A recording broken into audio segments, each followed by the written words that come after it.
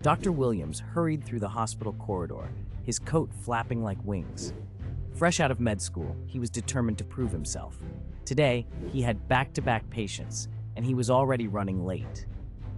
In exam room 3, Mrs. Thompson awaited with her grandson, Timmy. Her chart showed a history of high blood pressure, but today she was here with a simple cold. "Dr. Williams, nice to meet you," she greeted him warmly. He nodded curtly, washing his hands.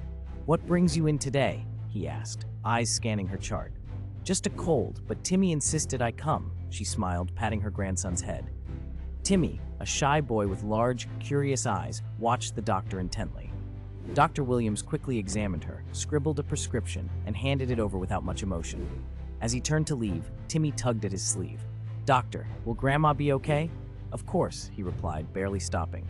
Timmy's eyes filled with tears. "Thank you, Mrs. Wool," Thompson said, her voice quivering. "You're very efficient."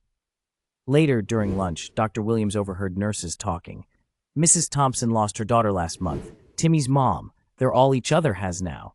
His sandwich turned tasteless. He realized he had missed something vital. That evening, he visited Mrs. Thompson's room again. "Mrs. Thompson, how are you feeling?" he asked softly.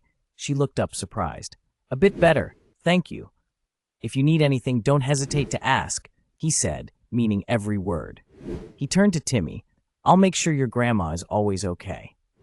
From that day forward, Dr. Williams understood that true healing required not just medical knowledge, but also compassion.